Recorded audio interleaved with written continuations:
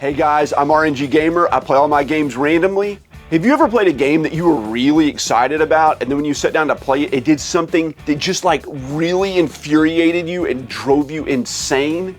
Well, that just happened to me. I recently did a video where I talked about the 5 things I love and hate about the Nintendo Switch. And in that video, I mentioned a game in a really positive light that I liked what Nintendo did till I actually sat down to play it, and I am so upset. So sit back and listen to me air my grievances about this game.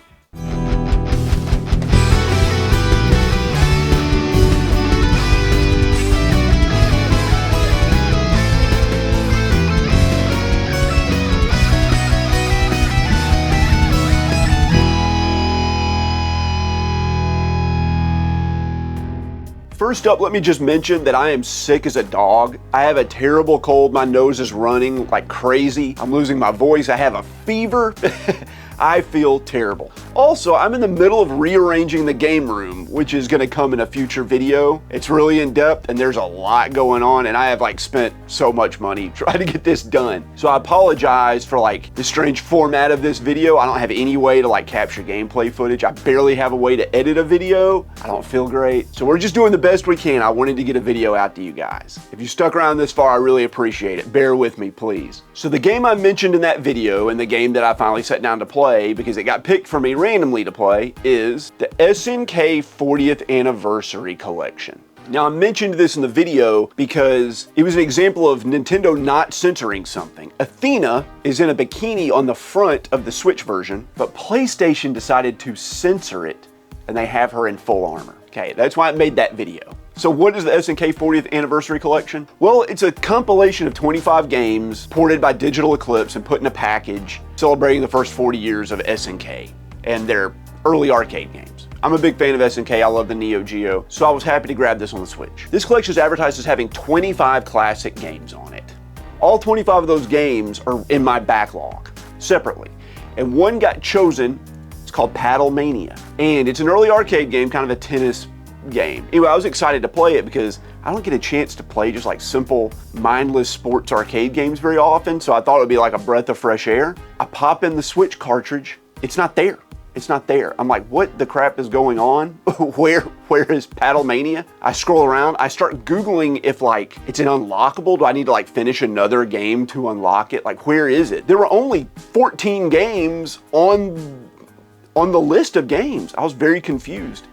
So after doing some research, I discover that 11 of the games are downloadable only on the freaking Nintendo Switch. What the crap? Nowhere on the box does it say that you need an internet connection, you need to download like half the content. It also doesn't actually list the number of games or what games are on the compilation on the box. But if you go online and like look on Nintendo's website, it brazenly says there are 25 games in this collection. That's really annoying. There are 14 games in the collection, then an 11 game free DLC. I'm upset about that. I don't want half the game to not be on the cart. And to make matters worse, these are old games from like the 70s and 80s and early 90s, and there's no reason that they couldn't fit on the cart. These are like NES games. I bet that there's not even a gigabyte of data on that whole cart. There's no reason it shouldn't be on there. So I'm crestfallen. I'm like, do I remove the downloadable games from my backlog? Because I don't even really want to like count those as being part of the compilation. So then I do a little bit of research. Come to find out, all the games are on disc on the PS4 version. They're all there, all 25 games, including Paddle Mania. So I just decide I'll buy the PS4 version. That's how much it matters to me to have the complete version on the shelf. I went out and I paid $35 for a complete PS4 version of the SNK 40th Anniversary Collection. And here it is. You can see Athena in armor on the front, not in a bikini. I've already opened this. I've been playing Paddle Mania. Not only did I feel like tricked by Nintendo and that I had to like resort to buying a PlayStation game, I had to spend $35 more after already spending, and I wrote it down, $27 when I bought the Switch version. PS4 version comes in. I decide I'm just gonna sell the Switch version. I'm just gonna put it up on eBay. And I look it up, guys. The Switch version of the game goes for like $60 open. What the crap? Why? The inferior version of the game on the Switch. Oh, and by the way, I hear it plays worse too, and it has more input delay. Why is the Switch version almost double? I don't get that. Is it like Nintendo fanboyism? Or is it because she's in a bikini on the front cover? That's the only thing I can think of. It has half the content, it plays worse, but it's got a girl in a bikini on the front. Surely that can't be it, right? Is that what it is? Let me know in the comments. And while you're down there, if you're having a good time, think about subscribing, like the video, hit that bell notification so you get notified when a new video comes out. They come out every Saturday, come hell or high water. Today's a good example of that, where I'm like, I can feel the heat radiating off of my head from the fever. But I'm still here for you guys. I love doing it so much. So yes, I'm upset about having to buy the game. And I'm upset that Nintendo kind of screwed me over. And I feel like they kind of tricked me. Like, what the, you know what, Nintendo. But it got me thinking about like fanboyism, as they say, or fan-personism, as we probably should say. What is it about like a console that makes people so like adamant about loving it no matter what?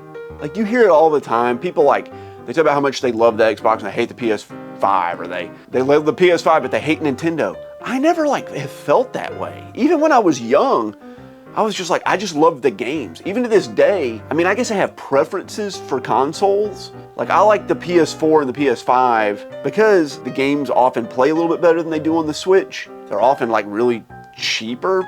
They're often a lot cheaper, actually. SNK 40th Anniversary Collection is a good example, right? But I like the trophies and I like the user interface. And I love how the Switch is portable.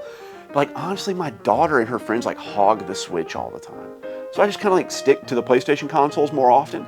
And I just find the games used out and about. I like go to pawn shops every week looking for used games, and I'll rarely, if ever, see any Switch games. But there's like 500 PS4 and like Xbox and, you know, what is it that like draws someone to a console? Like, it has to be their memories. Like, I don't understand like what their allegiance is. It feels weird to me that someone would like get their first console and they're just like, I love Xbox no matter what. I'm just Xbox. Like, they don't even want to try the other consoles and they like hate them. They like dog them in like forums and stuff. I don't know what that is. Why is it that people do that? When I was little, I had a Sega Genesis before I had a Super Nintendo. So when I started collecting, of course, I like picked up a bunch of Sega Genesis games. Those are the games I had as a kid. I wanted to get them again. But like, I have more Super Nintendo games than Sega Genesis games. I love both. They're both such different experiences. Just like the Switch is such a different experience than like a PlayStation or an Xbox. I don't know why people wouldn't just want to experience everything. To me, that's kind of like only liking one kind of food. Like, you only like Japanese food or something. Like, you only like sushi. And that's fine if that's what you like. But to like go in there and dog about how every other type of food is so inferior to what you like, I just hate that. I think it's so toxic in the community. I don't get it. I just don't get it. There are great games on every system. Play every system. Now, I know not everybody's in the same position I am. Like, they can't afford every system or they don't have space for it, and I get it. Say that's the reason why you don't play this Nintendo Switch.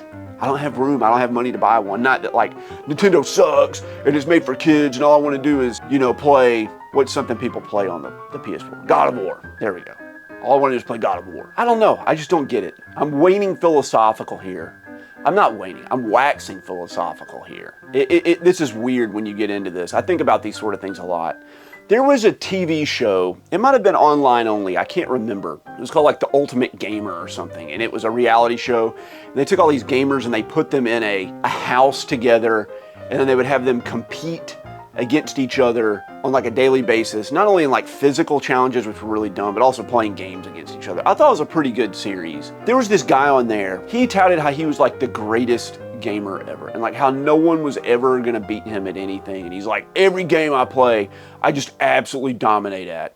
Every game, throw any game in front of me. And he was like the bad guy. He was the heel of the TV show, right? But I remember like the first or second challenge, they had them play something like Pac-Man or Guitar Hero or whatever. And he was like, what the F is this game? Like, who plays this crap? Like, all I play is like Madden and shooters. And I was like, dude, you just spent like, I watched you for 2 hours talk about how like you destroy any game, but the concept that anyone would play anything other than like a shooter or Madden like blew his mind. He just couldn't understand that. And it's like this myopic view of like this whole gaming culture. I try to like absorb it in. I really like the diversity there are in games. I try to play a lot of different games.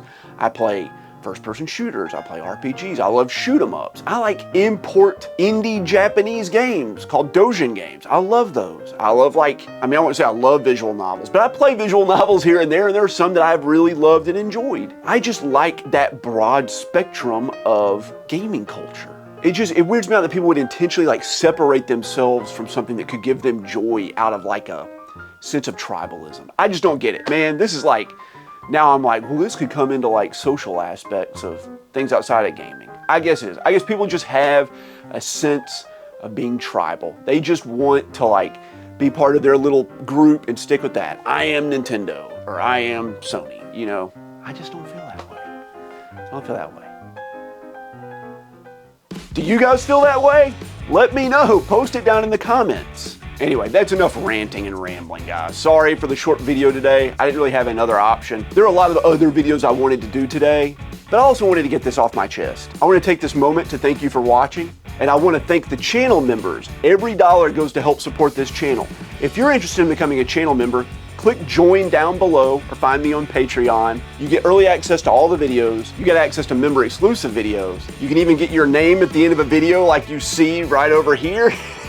Or you can get your name read aloud at the end of the video, help sponsor a segment of a video, or even if you want to, pick a game from my backlog for me to play and I'll dedicate the review to you. Or at least just hit that thumbs up. That's the best way to help the channel. Thank you again, and I'll catch you guys next time.